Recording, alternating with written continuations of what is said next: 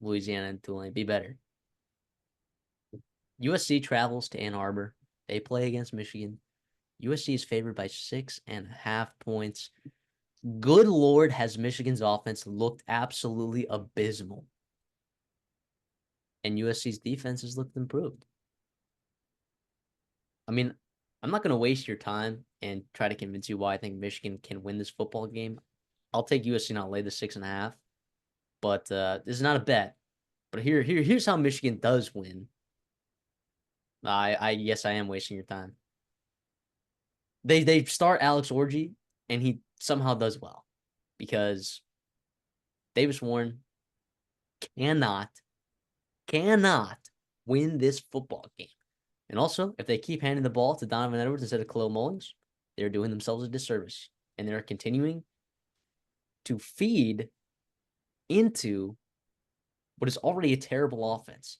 You're using your less effective running back. You're using a quarterback who's thrown 6 interceptions in 3 games.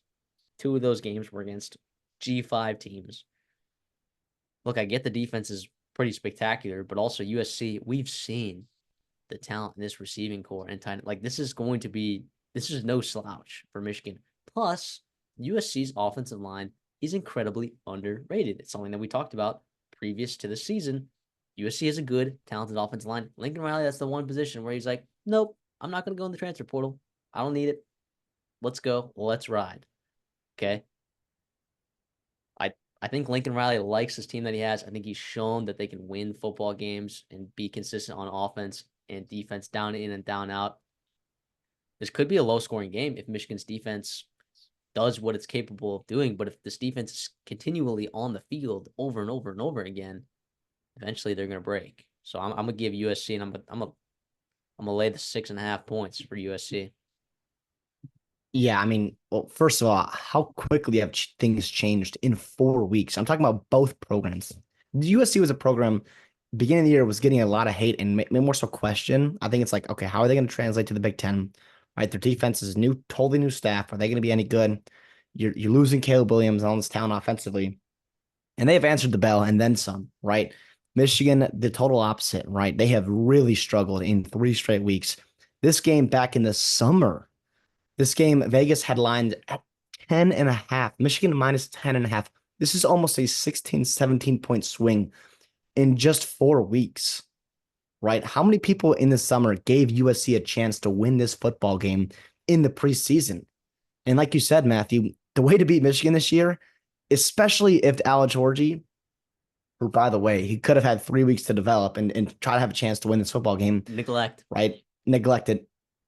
First of all, real quick tangent wise, okay, this is on me and maybe us too, maybe media in general for not factoring in how different and maybe much of a downgrade it really was from Jim Harbaugh to Sherrone Moore. Now, I'm not selling the farm on Sherrone Moore. I'm not calling him a bust or a failure quite yet, but I do think some of the personnel decisions that he has made, especially on the offensive side of the football, knowing the kind of talent you have, defense, knowing the strength of your team, and not leaning into them and just refusing.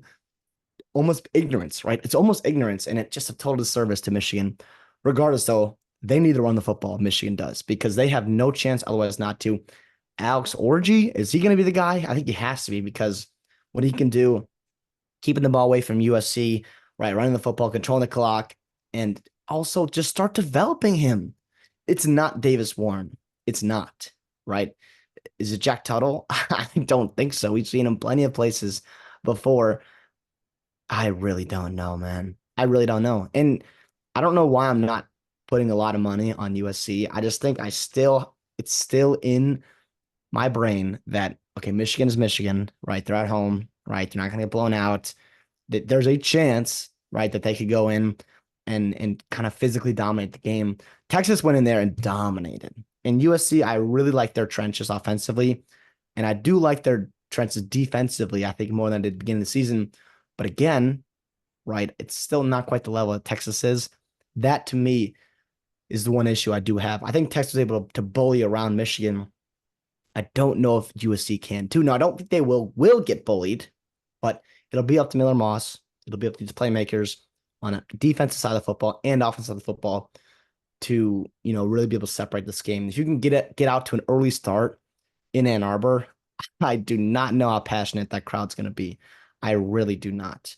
And for Sherrone Moore, Michigan, this would be a disastrous start. I mean, I think if you told Michigan fans, hey, listen, you're going to lose to Texas, who's, by the way, the number one ranked team in the country, and USC, who will be a top 8 team in the country as well, right? They go, okay, you know what? It is what it is. But it's just the way it's looked, I think, is what has me so frustrated, as well as many Michigan fans. And Colson Loveland, too, by the way, who's probably your best weapon offensively, right? Is he hurt? I mean, I don't know. I don't know. One But reception from a wide receiver last week. One. Actually, sorry, it was one receiver, 2 receptions for 3 yards. What are we doing? I understand they were able to run the ball effectively in the second half. I don't care. You're not going to be able to do that every game. You're not, especially when USC is loading the box. And by the way, those linebackers have played pretty well so far. yeah. Yep. You know, Ramsey has been awesome. You put him in the box, he's going to get physical. Okay? I mean, goodness gracious. Sherrone Moore. And he knows his personnel too. That's what makes this disgusting. It's like he knows he's been in this program. He knows his personnel. That's what makes this sickening. And you could say all you want, oh, Jim Harbaugh put him in a bad spot. No. No. How many quarterbacks did you see in the transfer portal? Like, I don't know, 8 billion that were serviceable? How about Timmy McClain at Arkansas State? How about Grayson McCall? How about literally Well, anyone? maybe How not about, McCall. Maybe well, not maybe not McCall. now, but Chandler Rogers, who's a backup now at Cal, who you would love to have on this team, by the way. Love. What do we do? Would you take Cole Snyder over Davis Warren? I might. I probably would. I just might. Brennan Sorsby. Like, what are we doing, Michigan? What are we doing? Come Yeah, on, man. my worry here is that I think Michigan, and I guess I'm kind of getting away from the game here, but I think Michigan kind of wanted, I think they thought they were going to be able to do what Jim Harbaugh did back in 2021 with Cade McNamara and be able to kind of run the Big Ten with a really good defense, a good running game, and then a serviceable passing game, right? At times you could rely upon it. Yeah, no First of all, Big weapons. Ten much better this year than it was 3 years ago, right? Mm-hmm. And Davis Warren is a significant downgrade than what Cade McNamara was, and the weapons that you had. There's like 3 of those receivers that are all in the NFL. Right? I don't know if anyone in that wide receiver room is going to the NFL for Michigan unless things drastically change. I don't know, but man, USC. Listen, if USC wins this football game, and like I think we think they will, is the hype going to be like? Are we ready to prepare for that as college football fans? We got Miami playing well. We have Texas playing well. We have USC playing well, man. It's 2005. It's a We rewind right are now. back, 2004, man. 2003. We are back. And yeah, Except Florida State's terrible. ex- So what except yeah. are you gonna do?